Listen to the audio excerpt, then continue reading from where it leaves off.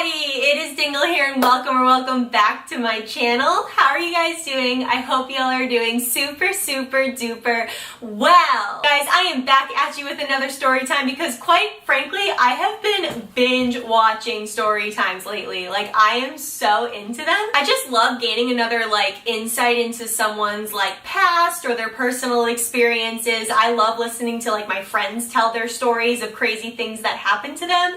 And so I thought that you guys might like to. So I need you guys to do one of two things. First, if you are new and just stumbling across my channel, smash the subscribe button down below if you like these sorts of videos, or if you just like seeing my face, I would really appreciate it. And two, if you are a new subscriber or if you have been subscribed for a while, please comment below if you like these storytime videos and you would like me to continue doing them, because I like telling them, but of course it's important to me that you like hearing them, you know? So let me know in the comments below if you do. And if you have any questions or ideas of your most embarrassing moment or something, and I've done that before, so just I'll link that down below, but just stuff like that, what you would like to see as far as story times go. Now that that stuff is out of the way, a quick disclaimer for this video. I am clearly bubbly and happy telling this story, and that is because I'm alive. Okay, let's just be honest, as because I'm alive, my brother is okay, etc. But obviously this is not a light-hearted situation. I would never think of this as a funny thing to do. So do not take this as, yes, go try it out with your friends, or don't do that, okay? Disclaimer, not a good idea. Okay, I think I've hit that over the head a lot, so let's just get into the story. So I want to say that at the time, my brother and I were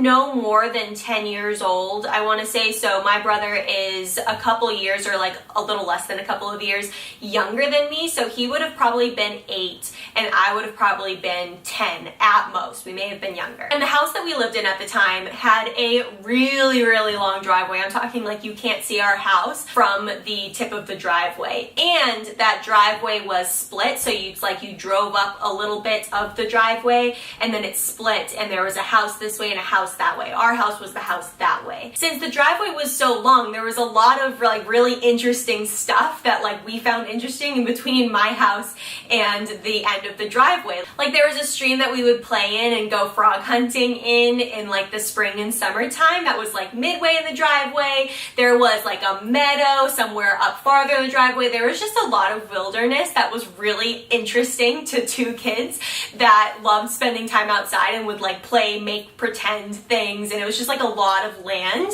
to go exploring in. Me and my brother were queen and king of make-believe. We used sticks as weaponry, and we used our color Game Boys as spy computers if we wanted to do that. We were super into that. So anything that we could use on our next make pretend adventure was going to be used 100%. I mentioned there was a stream, I mentioned there was a meadow, but then towards the very end of the driveway there was a small pond. I would call it a pond. It is the smallest pond you've ever seen in your life.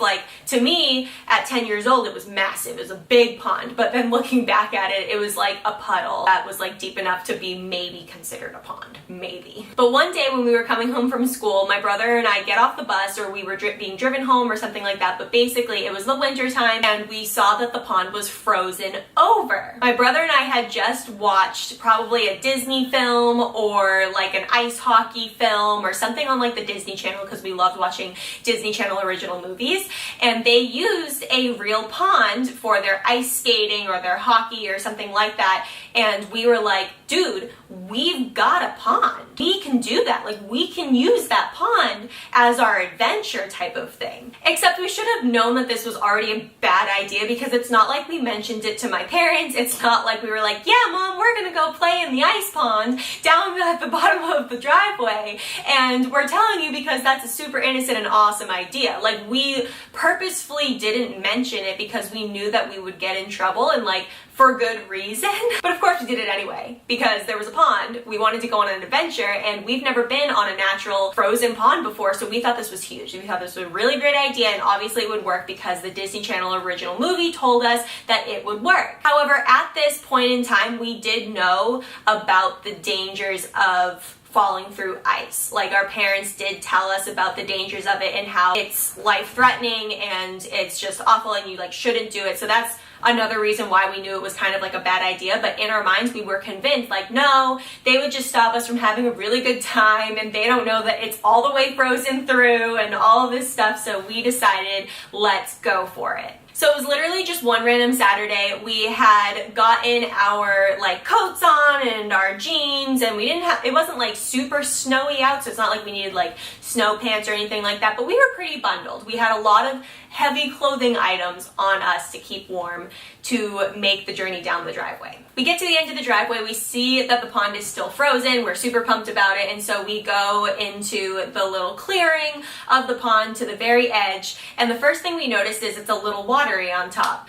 Oh my god. But we were like, no, it's fine because there's still ice like on the top and the ice goes all across the pond. So being the amazing sister that I am, I encouraged Sam to be the first one to step on it. By the way, my brother's Sam, just in case I haven't mentioned that. His name is Sam. So he takes a step and it's completely fine. It doesn't crack, it doesn't make a crinkly sound, it doesn't make like a cracking noise or anything like that, so we're good. Of course I encourage him to take another step, you know, just to usher him out there so I have room to follow behind him, naturally. So he takes another step and then maybe a couple more and we're good. So then I put my foot on the pond and it's still okay. I then go to take another step and it makes the sound. Like, there were no visible cracks. It was just one of those like when you put ice in a glass of water, it goes like that, but there's not really any visible cracks to the surface of the ice. So we keep going. Sam takes another few steps, and at this point we know just from the sounds, like it's not really a great idea, but at this point we were like, let's see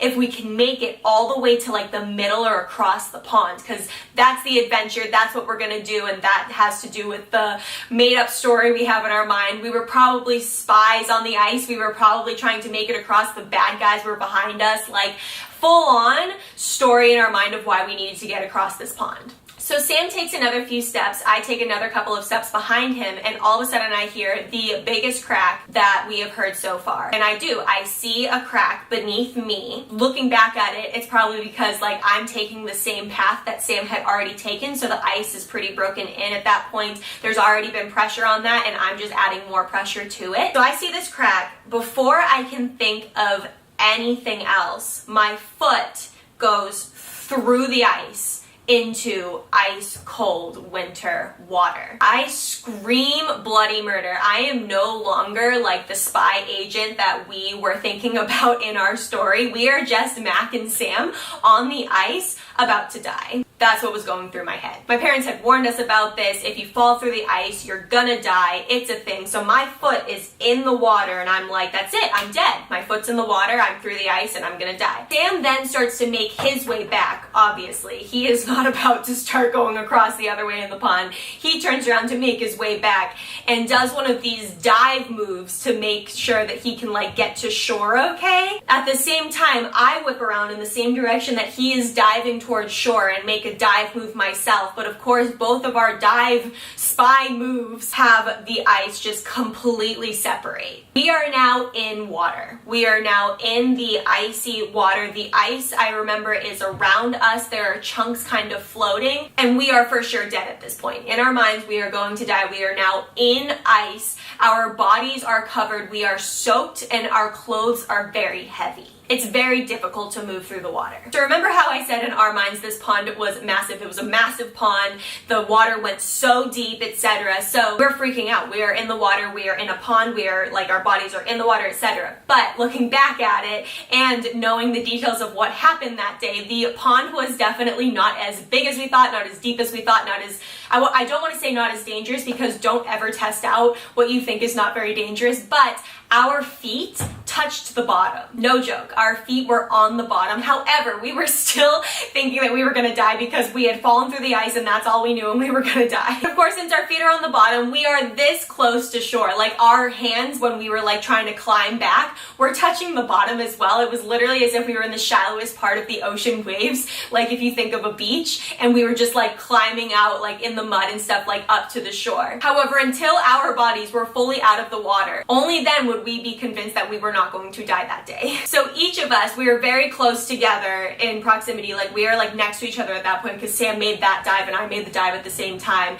and we're just clawing our way to the shore, and all of a sudden we are out of the pond. We look at each other, we look back at the pond, we are shivering and shaking of like adrenaline, freezing cold, like etc. But we start laughing because we had just lived the biggest adventure of our spy lives. We literally went to like what we thought was the middle of a giant pond, fell through the ice, climbed back to the shore. We are hardcore spies, you guys. We had survived the craziest adventure we have ever done in our lives. The bad guys didn't catch us because they were too scared to go on the ice, so we were like safe and sound, and we were alive. It was amazing. We finished laughing and realized that we are freaking cold, and so we make our way back up to our house. We are very far down the driveway, so we have a really long way to go. The whole time plotting how to make it into the house with our soaking wet clothes up to our rooms to change into warm dry clothes without my mom seeing us. Like plotting the whole time. We're like, if we go into the side, we know that mom's in the family room, so she won't see us, and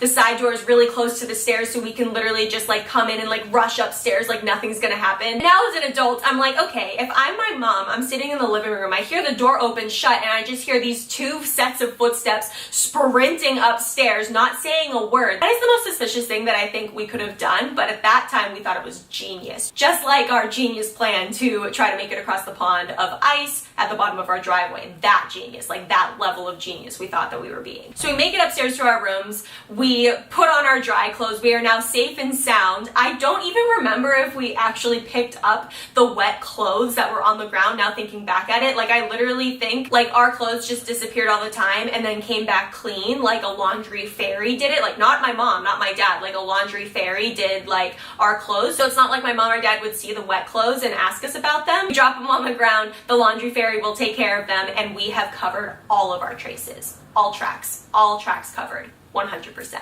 I don't know if this ever came up. I don't know if my mom ever asked us about it. I don't want to just like make something up to like end this story time if I don't quite remember it. I'll have to ask them what actually happened. But moral of the story is that was extremely stupid. Don't do it. But we survived. We fell through the ice and we survived. And we had a hell of a story to tell for it. But thank you guys so much for watching. If you enjoyed this video, do not forget to give it a big old thumbs up because it lets me know that you liked it. And if you're new here and have made it all the way to the end of the video, don't forget to smash the subscribe button before you leave because I would love to have all of you along, and I will catch all of you guys next time. See you later. Bye.